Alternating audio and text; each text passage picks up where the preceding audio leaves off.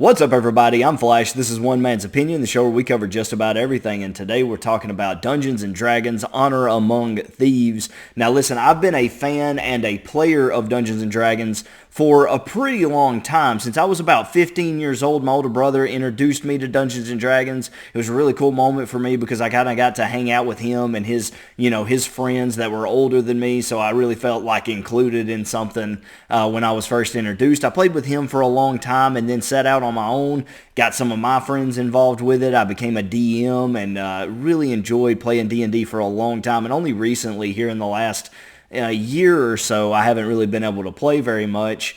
Schedules have been tough between me and some of my friends, so we haven't been able to play much, but getting to watch this movie was a really, really good time and kind of a good way, outside of watching Critical Role and watching them play, it was a good way to kind of reconnect with this universe a little bit. I do have complaints about the movie, but all of my complaints are pretty small. They're mostly like cosmetic things. By far, I think the movie did an excellent job. I think it represented the world pretty well in most ways. I think the cast had a lot of fun making it, and it looked like everyone who was involved with this project wanted to do the game justice. I don't feel like the game was misrepresented a whole lot in any way or anything like that. A few small things I had problems with. We'll cover that. We'll talk about the good, the bad, and the ugly, and then I'll get you on your way.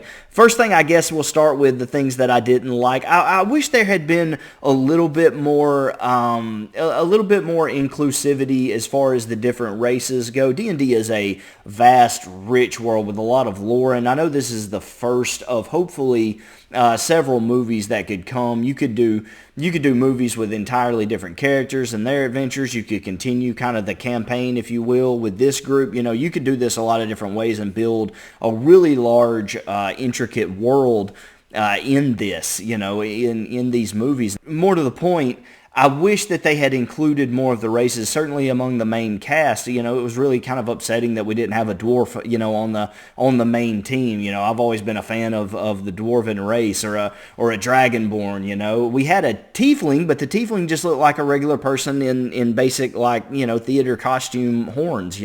It bothered me that they didn't give the tiefling red or blue or gray, kind of a purple skin color. Like tieflings are half demons, and often, like if you were to Google it right now, you would probably see mostly tieflings that look more demonic in appearance. And I wish that she had, because as it was, I thought that she was just when I saw her on screen, I thought she was an elven druid. Even with the horns, it's not unlike druids to have animalistic characteristics. For example, if you're a fan of Critical Role, you'll know that Keyleth wore antlers on her head. And so, yeah, she had the tail, but the tail was very rarely prominent. She did use her tail a few times, but if you weren't just looking for it, you probably wouldn't even notice the tail. And so I wish that they had been a little bit more diverse in the main cast, because as it was, it looked like just a group of 4 humans kind of walking around, even though one of them did have, pointy ears. And there's just so many races, Goliaths and, Dragonborn and dwarves and all different kinds of elves, from wood elves to Eladrin, all different kinds of elves that you could have had in there, and certainly many other of the more kind of rare races like Genasi, But anyway, I wish we had seen a little bit more of that. Now, some of the background, some of the other characters were kind of among these other races. We got a great cameo. This isn't really spoilers, so I don't mind saying it, but there is a great cameo by Bradley Cooper, who's playing a halfling.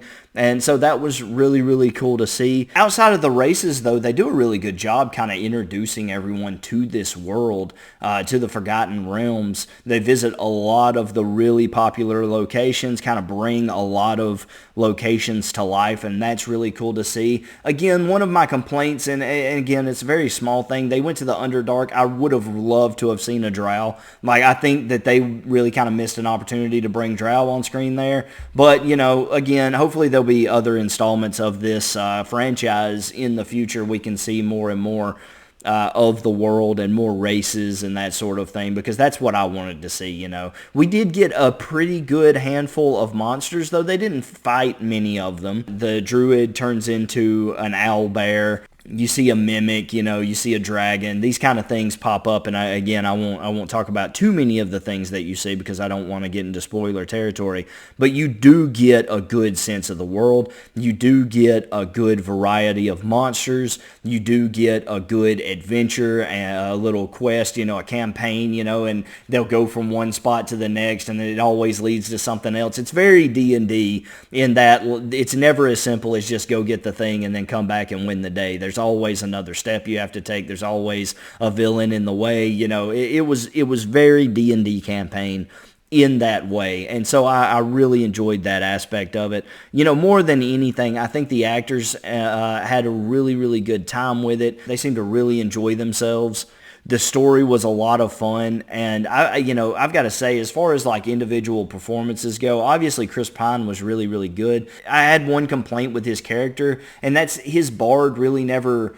It's not that he wasn't involved in the action. He would smash a lute over somebody's head. But bards in the game do have magical abilities, and I wish we could have seen more of his bardic powers on display. You do get a little like bardic inspiration and stuff like that here and there. So a character will be feeling down, maybe like a calm emotions type spell. He never really does a spell, though. He would just kind of play his lute and, you know, bring up morale, you know, or something like that at different times. I would have liked to have seen, he doesn't have to be a super powerful bard. He doesn't have to be, you know, a fighter or, you know, that sort of thing. But it would have been nice to see them kind of lean into some of his magical abilities a little bit more, because bards are a very versatile class that are capable of a lot of different things, and it just seemed like he was just there to kind of be the de facto leader who was, you know, the talker of the group, the charismatic one of the group, but didn't really offer anything when it came to combat. And I thought that was a bit of a misstep, because though bards are not going to be your powerhouses, they're not going to be, you know, the ones who are doing a lot of damage. They are useful in combat.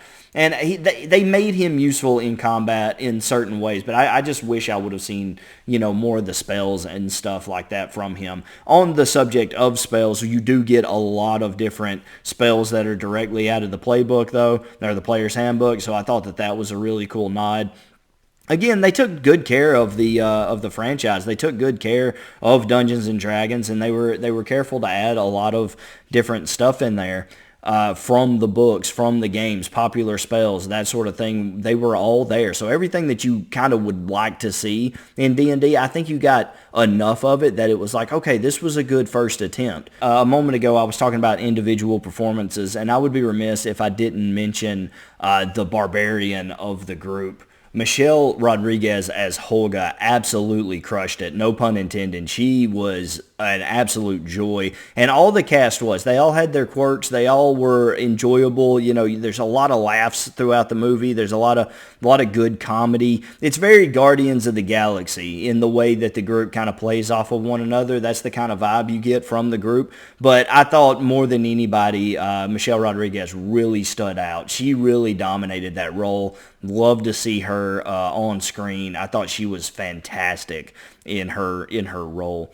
The last thing I will say, and it's kind of a gripe, it's not really, I wish there had been more of a nod to Critical Role, because the fact of the matter is, Critical Role, whether you're a fan of their campaigns or whether you're not a fan, if you're a fan of D&D, you have to acknowledge how much Critical Role has done for the game itself, how much the game has grown as a direct result of Critical Role, how much the fandom has grown as a result of Critical Role, and you know how much that Matthew Mercer and Travis and Liam and Laura and Marisha, all of them, I could name them all, but I'm not going to.